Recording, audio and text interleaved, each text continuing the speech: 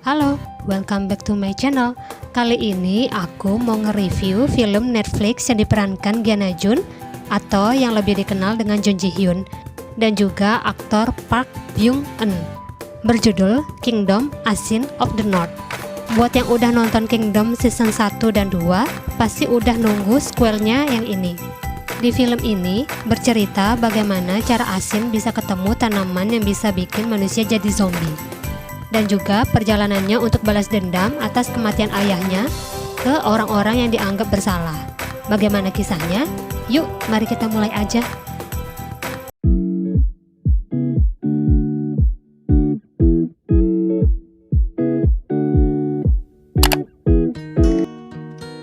Bermula, di tengah malam seorang gadis kecil masuk ke tengah hutan. Di sana, dia melihat ukiran-ukiran di dinding altar pelindung yang memberitahunya kalau ada sebuah tanaman yang mampu menghidupkan orang mati. Di sisi lain, seekor rusa yang berada di hutan itu memakan tanaman yang dimaksud oleh altar pelindung. Dan rusa itu tiba-tiba berubah jadi zombie. Di saat rusa zombie itu berjalan, tanpa sadar rusa itu telah diintai seekor harimau. Akhirnya, harimau itu pun memakan rusa. Dan harimau itu pun berubah jadi harimau zombie. Beralih, kedua orang prajurit Joseon yang mendengar suara di daerah terlarang di Gunung Pesagun. Mereka memberanikan diri masuk dan melihat tumpukan mayat di antara bebatuan. Komandan prajurit itu datang dan melihat keadaan. Ternyata semua korban itu penduduk suku Yeojeon Utara yang juga tergolong suku Jurchen. Sudah banyak rumor yang mengatakan siapapun orang yang kesana untuk mencari ginseng liar pasti tidak pernah kembali dalam keadaan hidup. Dan daerah itu pun sudah hampir 100 tahun tidak pernah didatangi lagi. Komandan prajurit itu bernama Min Ching-rok. Gadis kecil yang muncul di awal itu ternyata Asin. Asin pulang ke rumahnya di suku Yeojeon Utara. Dia memberitahu ayahnya, Tahap, kalau di Pesagun dia menemukan altar dewa pelindung, dan dia juga berkata kalau ada tanaman yang mampu menghidupkan orang mati. Ayah Asin meminta Asin untuk tidak memberitahu orang tentang hal ini, karena dia takut Asin ditangkap prajurit, karena peraturan kerajaan menetapkan akan memotong lidah bagi siapa saja yang berani menyelinap ke gunung itu. Tapi, Asin tetap bersikeras menemukan tanaman itu di sana untuk menyembuhkan penyakit ibunya. Di saat itu, Min Ching-rok dan prajuritnya datang ke suku Yeojeon Utara.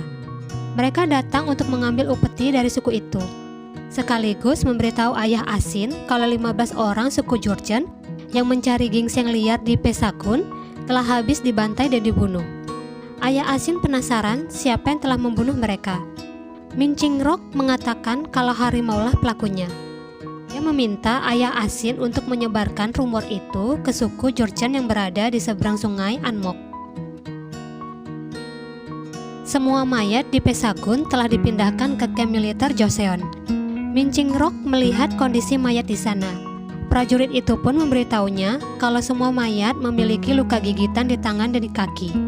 Tapi gigitan ini bukan dari binatang, melainkan dari manusia. Min Ching-rok itu tahu, tapi dia meminta prajurit itu untuk menyebarkan rumor kalau pelakunya itu harimau. Sebab, bila suku Jurchen tahu kalau pelaku sebenarnya orang Joseon, ditakutkan seluruh suku Jurchen akan bersatu dan akan menyerang mereka. Min Ching-rok menemui seorang pria. Dia meminta pria itu untuk tidak membunuh suku Jurchen lagi. Awalnya, pria itu tidak mau mengakuinya. Tapi, begitu Min Ching-rok memperlihatkan buktinya, dia langsung beralasan kalau suku Jurchen tidak berhak mengambil ginseng liar di sana, karena itu milik klan Hwoncho. Min Ching-rok tidak setuju, setahu dirinya semua di negeri ini milik raja. Pria itu sangat marah mendengar ucapan Min Ching-rok, tapi Min Ching-rok tidak takut. Dia mengingatkan pria itu untuk tidak mengulangi perbuatannya lagi. Akhirnya, semua mayat itu dibakar di kamp militer Joseon. Ayah Asin akhirnya menyeberangi sungai Anmok. Dia akan ke suku Jurchen dan dia meminta Asin menjaga keluarganya selama dia tidak ada. Setibanya di sana, dia mulai menyebarkan rumor itu. Tapi ada satu pria yang meragukan ceritanya, yaitu Aidagan. Dia mengancam akan membunuh ayah Asin bila rumor itu terbukti tidak benar. Esok hari, Asin melihat keadaan ibunya memburuk. Dia bertekad kembali ke Pesagun untuk mencari tanaman itu untuk mengobati ibunya. Asin datang lagi ke altar Dewa Pelindung. Dia ingin memastikan lagi kalau tanaman yang diambil itu sama dengan tanaman yang dimaksud di altar pelindung. Di altar pelindung itu juga tertulis bahwa ada harga yang harus dibayar. Mincing-Rock merencanakan berburu harimau bersama para pemburu. Tujuan awalnya hanya berpura-pura untuk mengelabui suku Jurchen. Dan ternyata di antara pemburu itu ada beberapa pria suku Jurchen yang menyamar. Melihat jejak kaki harimau, Mincing-Rock itu tahu ada yang tidak beres. Mereka langsung mencari para pemburu tadi. Tapi yang dia lihat sudah banyak pemburu yang mati dibunuh harimau. Mincing-Rock itu meminta prajuritnya memberi tanda untuk mundur. Mincing-Rock dan pasukannya itu mencari harimau hingga ke padang ilalang. Di sana, dia juga melihat suku Jurchen yang ikut memburu harimau itu. Suku Jurchen berusaha membunuh harimau itu, tapi belum juga berhasil. Beruntung, Mincing-Rock membantu tepat waktu, hingga harimau zombie itu terbunuh. Begitu harimau itu mati, suku Jurchen langsung membelah perutnya. Di situ, dia melihat keanehan, kalau darah dan daging harimau itu seperti telah menjadi mayat. Suku Jurchen seperti tahu kalau ternyata saudara mereka itu dibunuh bukan oleh harimau tapi oleh orang Joseon. Di depan Mincing-Rock, mereka berjanji akan datang kembali menuntut balas kematian saudara mereka. Asin keluar dari altar pelindung. Di hutan, dia melihat seorang pria suku Jeojin Utara mati dengan panah di punggung. Asin pun langsung bergegas pulang. Tapi dia malah mendapati kalau rumahnya telah habis terbakar dan banyak penduduk yang mati digantung. Dan sepertinya pelakunya ini suku Jurchen. Di situ juga tergantung kalung ayah Asin. Ayah Asin sepertinya sudah jadi korban pertama mereka. Asin datang ke kamp militer Joseon. Dia meminta Mincing-Rock untuk membalaskan dendam ayahnya. Dia tidak masalah menunggu bertahun-tahun, asalkan dendam ayahnya terbalaskan. Mincing-Rock itu akhirnya menerima Asin tinggal di tempatnya. Tapi tempat tinggal yang didapat Asin itu ialah tidur di kandang babi. Asin pun jadi pelayan cuci baju prajurit. Di tengah malam, Asin terus teringat pembunuhan keluarganya. Di sana, dia mulai belajar beradaptasi dengan keadaannya, sambil terus belajar diam-diam memanah dan berburu, serta terus memata-matai dan membuat peta lokasi suku Jurchen.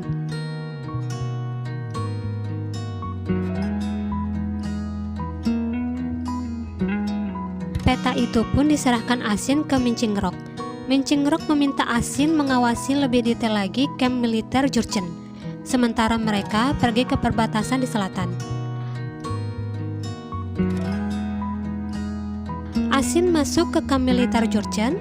Di sana dia melihat seorang tahanan yang tidak memiliki kaki dan tangan, yang ternyata itu ayahnya.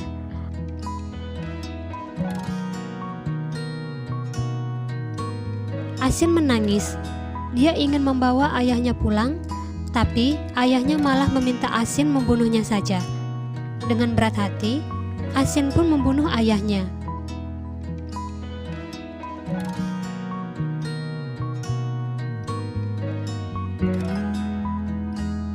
Sebelum pulang, Asin juga membakar kamp militer Jurchen. Di perjalanan pulang ke kamp militer Joseon, dia melihat Aidagan memiliki anak panah persis sama sewaktu terjadi pembunuhan sukunya. Asin pun jadi tahu kalau pria itu yang membunuh keluarganya. Asin menerobos masuk ke ruangan Mincing-Rock. Dia mencari dokumen di lemarinya. Di saat dia membacanya, barulah dia tahu ternyata Mincing-Rock lah yang merencanakan untuk menumbalkan ayahnya ke suku Jurchen untuk mengalihkan perhatian suku Jurchen. kalau pelaku sebenarnya itu orang Joseon. Asin kecewa, marah, tidak percaya kalau selama ini dia telah dibohongi. Terlalu dendam, Asin akhirnya menggunakan tanaman aneh itu ke seorang pria yang sudah melecehkannya. Pria itu pun berubah jadi zombie, dan pria itu menggigit setiap orang yang ditemuinya. Sekejap mata, prajurit di kamp militer banyak yang tewas dan berubah menjadi zombie. Asin membunuh yang masih hidup dan membakar semua yang ada di kamp itu.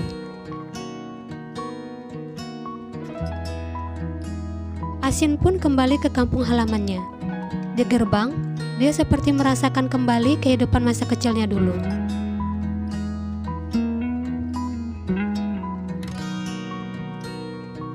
Dia masuk ke rumahnya, dan dia merasa seperti melihat ibu dan adiknya datang menyambutnya. Tapi kenyataannya, keluarganya telah berubah menjadi zombie, dan mereka semua pun dirantai besi. Asin memberi mereka makanan yang tak lain prajurit di kampnya. Di depan mereka, Asin berjanji akan membunuh semua orang Joseon dan Jurchen.